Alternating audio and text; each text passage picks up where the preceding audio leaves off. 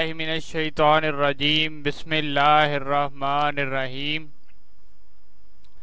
मेरा नाम है लियादर and you are watching studies kids YouTube channel. बच्चों, आज हम लोगों ने 8 लेक्चर कंप्लीट कर लिए हैं। आज हम 9वें लेक्चर की तरफ जाने बढ़ रहे हैं, जो कि है फ़लसफ़ा नमाज। ठीक है बच्चों, तो जल्दी से फ़लसफ़ा नमाज वाला टॉपिक जो है वो खोल लेते हैं।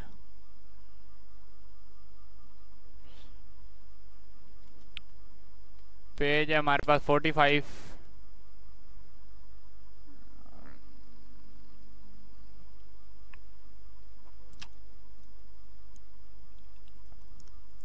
ठीक है बच्चों, किसी चीज़ की समझ ना आए तो आपने ज़रूर कमेंट बॉक्स में मुझसे पूछना है, मैं आपको बता दूंगा हर चीज़ का आंसर। बच्चों, मेरी वीडियो अच्छी लगती है तो लाइक, सब्सक्राइब और शेयर ज़रूर किया करें अपने फ्रेंड्स के साथ, क्योंकि ये जो है आप लोगों का ही फ़ायदा है। जो वीडियो मैं बनाता हूँ वो सबसे पहले आप तक पहुँचेगी अगर आप वीडियो को सब्सक्राइब करते हैं तो बिस्मिल्लाहिर्रहमानिर्रहीम। बच्चों, हमारे पास है इबादत में सबसे पहले है फ़लसफ़ा नमाज। ठीक है, फ़लसफ़ा नमाज, इसमें इसके बच्चे क्वेश्चन आंसर सबसे पहले चेक करते हैं। सबसे पहले मारूजी करते हैं बच्चों। मशक खोल लेते हैं, मशक खोल ली। नमाज ज़रिया है बुराइयों से बचने का, नमाज ज़रिया है बुराइयों से बचने का। इसके बाद हमारे पास दूसरा सवाल है, हजूर नबी करीम सल्लल्लाहु अलैहि वसल्लम ने अपने विसाल के वक्त उम्मत को की वसीयत फरमाई, उम्मत को वसीयत फरमाई नमाज पढ़ने की, कि नमाज लाजमी पढ़नी है। अल्लाह ताला के नज़दीक सबसे ज़्यादा महबूब अमल है वक्त पर नमाज पढ़ना, वक्त पर नमाज पढ़ना, ना जिहाद ना कुछ और। सिर्फ अल्लाह ताला चाहते हैं कि आप वक्त मुकर्रर पर नमाज अदा कर दें। मेरे लिए ये बहुत अल्लाह ताला को महबूब बात है। ठीक है, नमाज का असल फ़लसफ़ा है अल्लाह ताला का कुर्ब हासिल करना, अल्लाह ताला का कुर्ब हासिल करना। ठीक है, इसके बाद बच्चों, कुरान मजीद के मुताबिक वो लोग मुराद को पहुंचे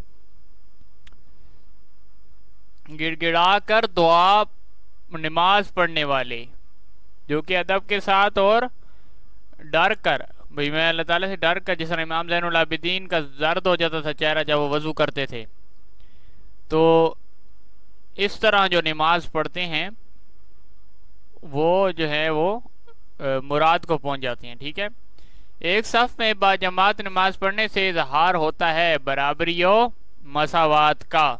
ठीक है बच्चों, इसके बाद बच्चों हमारे पास दूसरा सवाल है बे वाला। दर्जैल सवालात के मुख्तसर जवाब दें। हजूर अकरम सल्लल्लाहु अलैहि वसल्लम किन मौक़ों पर नमाज अदा करते। इसके लिए बच्चों आप सबसे पहले सफ़े पर चले जाएं।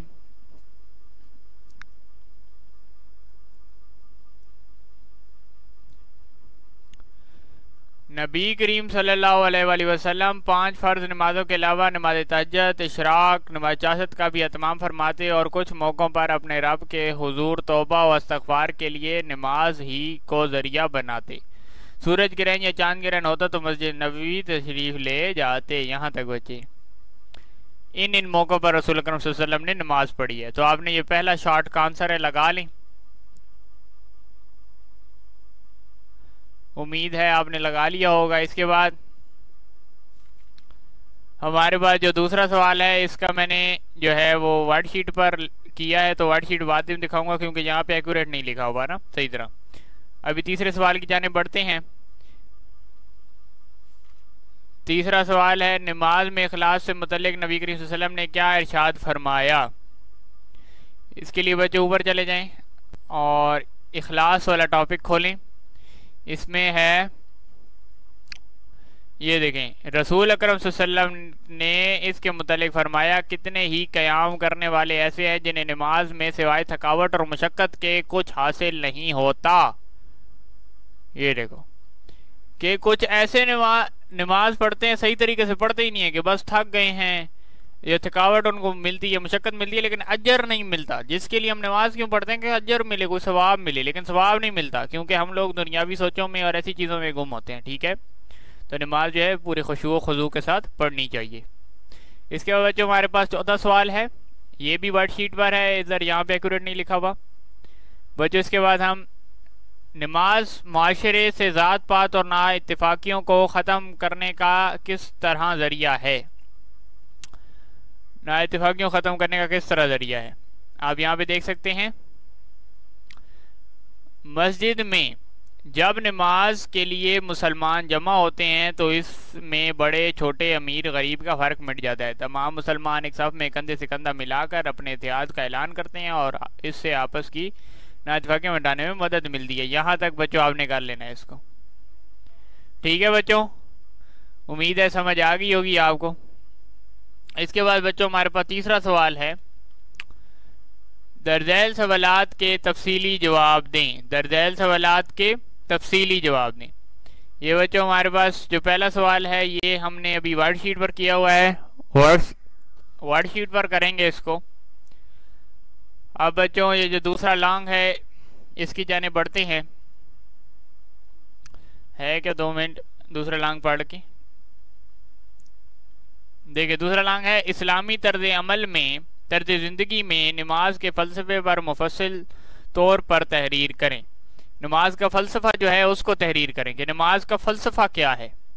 इसके लिए बच्चों आप ऊपर चले जाएं, खुशू खुसूस से ऊपर टॉपिक है फ़लसफ़ा नमाज। ये देखें, यहां से बच्चों आपने शुरू करना है लॉन्ग 2। ठीक है, और यहां तक एंड तक आपने ये सारा लिखना है। अगर आप कहीं पर सूरतों के या आयतों के तो वो देना चाहते हैं हवाले तो आप यहाँ से दे सकते हैं। इरशाद बारी ताला है, कद अफ़लह अल मुमिनून नल्लज़ीना हुम फ़ी सलातिहिम खाशिऊन, यकीनन ईमान वाले कामयाब हो गए जो अपनी नमाज में आइज़ी करने वाले हैं, आइज़ी के साथ पढ़ते हैं। ठीक है, ये हमारे पास दूसरा लॉन्ग है, उम्मीद है आपने लगा लिया होगा। इसके बाद बच्चों हम तीसरे लॉन्ग की जाने बढ़ रहे हैं जो कि है नमाज में। ये देखिए, नमाज में इखलास की क्या अहमियत है, नीज़ नमाज से हासिल होने वाले फ़वाइद और मौशरती असरात पर रोशनी डालें। ठीक है बच्चों, इसके लिए हम शुरू में जाएंगे। सबसे पहले है खुशू व खुजू, क्योंकि इखलास पे हमने डाली है ना रोशनी, सबसे पहले वो करना है इखलास वाला। यहाँ से बच्चों नमाज सिर्फ अल्लाह ताला की रज़ा की खातिर अदा की जाए, इसमें कोई रियाकारी ना हो। यहाँ से लेकर बच्चे यहाँ तक आपने सारा करना है इसको। ये हमारे पास पहला पोर्शन हो चुका है। ठीक है, अगर नमाज से इखलास खाली हो, इखलास से खाली हो तो अल्लाह ताला की बारगाह में दर्जा कबूल नहीं पाती, क्यों ना 11 अमल का दार मदार इंसान की नीयत पर है।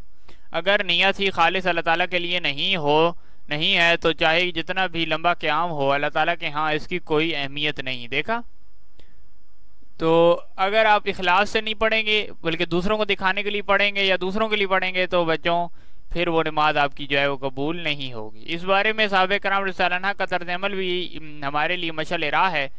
रसूल अकरम सल्लल्लाहु अलैहि वसल्लम का फरमान मैं आपको पढ़ा चुका हूँ, जो कि कितने ही क़याम करने वाले ऐसे हैं जिन्हें नमाज में सिवाय थकावट और मुशक्क़त के कुछ हासिल नहीं होता। इसके वजह साहबे कराम ने क्या किया, साहबे कराम रज़ियल्लाहु अन्हु नमाज के दौरान इस कदर पुरसुकून और अल्लाह ताला की याद में मगन होते थे कि अगर कोई चिड़िया भी ऊपर बैठ जाती तो इन्हें खबर ना होती। ये बच्चों गौर करने वाली बात है। ये देखें कि इतनी मतलब अल्लाह ताला के तरफ रुजू करके वो नमाज पढ़ते थे कि अगर कोई साहबे कराम जैसे कि अगर कोई परिंदा भी आकर बैठ जाता तो उनको खबर ना होती।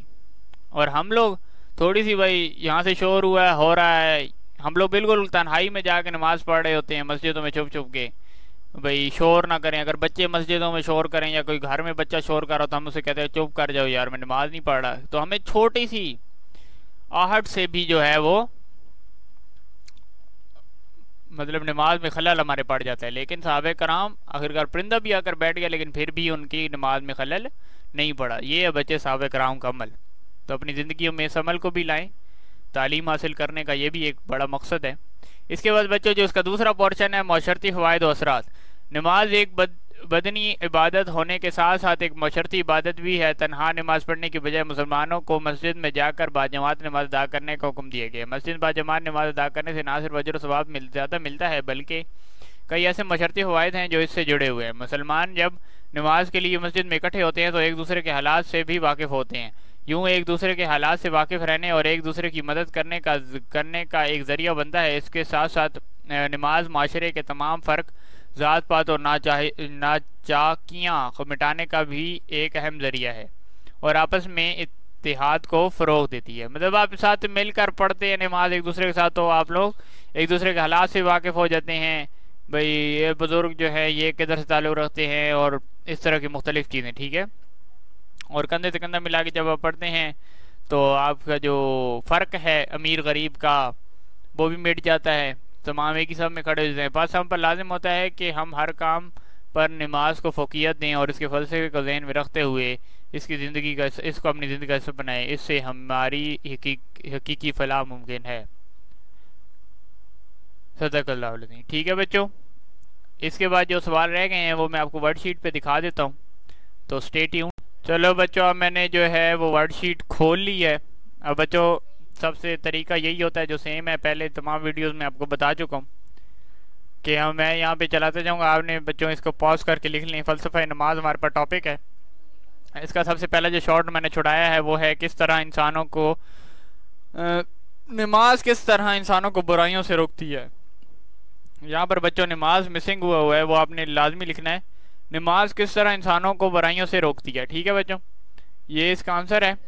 मैंने आपको पहले बताया था कि यहाँ पे हेडिंग लिखी होती है वर्कशीट पे, थोड़ा सा टाइपिंग का मसला होता है और यहाँ से आपने यहाँ से आंसर लिखना शुरू करना है। ठीक है बच्चों, उम्मीद है समझ आ गई होगी। ये पहला शॉर्ट है, छोटा सा लिखा है, मैंने कहा पहले बहुत बड़े बड़े हो जाते हैं, छोटे छोटे शॉर्ट लिखा करें। 2 हेडिंग्स दें, इसमें 2 हेडिंग्स आएंगी, इंशाल्लाह ये बहुत बेहतरीन शॉर्ट आपका बन जाएगा और पूरा भी आ जाएगा इस शीट पर। ठीक है बच्चों, इसके बाद नमाज किस तरह इंसान को शैतान से बचाती है। ये बच्चों देखिए, नमाज इंसान को शैतान से बचाने में अहम किरदार अदा करती है। कुरान और सुन्नत में कुरान और हदीस में नमाज को शैतान के हमलों से बचाने का एक मजबूत जरिया करार दिया गया है। यहाँ कुछ अहम पहलू हैं जिनसे नमाज इंसान को शैतान से बचाती है। ठीक है, क्या क्या है? अल्लाह ताला की याद है इसमें। ठीक है, एक पहलू बस आप लिख लें, एक काफ़ी है क्योंकि शॉर्ट है ना, एक काफ़ी है कि अल्लाह ताला की याद। नमाज के ज़रिए इंसान मुसलसल अल्लाह ताला की याद में रहता है। जब इंसान अल्लाह ताला को याद करता है तो इसका दिल पाकीदा होता है और शैतान के वसवसों से कमज़ोर हो जाता है, से कमज़ोर नहीं होता। ठीक है, दिल पाकीदा हो जाएगा, शैतान के वसवसों से क्या हो जाएगा? कमज़ोर नहीं होता। यहाँ पे बच्चे आपने नहीं भी लिख लेना, कमज़ोर नहीं हो जाता। ठीक है, थोड़ी प्रिंटिंग मिस्टेक है। इसके बाद कुरान ही टाइपिंग मिस्टेक है, सॉरी। उसके बाद कुरान में कहा गया है और नमाज कायम करो, बेशक नमाज बेहयाई और बुरे कामों से रोकती है। ठीक है बच्चों, इसके बाद जो एक लॉन्ग छुड़ाए हुए वो देख लें आप। नमाज की अहमियत और फजीलत तफसीलन लिखें। तफसीलन लिखनी है इसलिए मैं तमाम जो है इसका बड़ा सा एक आंसर लिखा हुआ है, तकरीबन 10 हेडिंग्स हैं इसकी। बच्चों आप इसको पॉज करके आराम से लिखें। अगर 10 हेडिंग्स आप नहीं लिख सकते, आप 6 कर लें, आप 8 कर लें, आप जितना ईजिली कर सकते हैं उतना कर लिया करें। ज़्यादा बर्डन लेने की ज़रूरत नहीं है। ईजिली जो है आपको जितना आप कर सकते हैं उतना आप किया करें। अगर आप 6 कर सकते हैं, 5 कर सकते हैं, कुछ स्टूडेंट कमज़ोर हैं तो वो कम से कम 5 हेडिंग्स जो हैं वो लाजमी याद किया करें। ठीक है, इस्लामियात आराम से हो जाती हैं 5 हेडिंग्स। तो ये कमज़ोर होने का मकसद ये नहीं कि आप खाते पीते नहीं, खाते पीते तो अल्हम्दुलिल्लाह हर कोई खाता पीता है, बस आप लोगों ने अपनी स्टडी को टाइम नहीं देते। कुछ बच्चे होते हैं जो स्टडी को टाइम देते हैं तो वो सही तरह फिर पढ़ते हैं अल्हम्दुलिल्लाह, और जो नहीं टाइम देते वो बेचारे फिर ऐसे ही फिर रहे होते हैं। तो बच्चों ये देखें लें आप,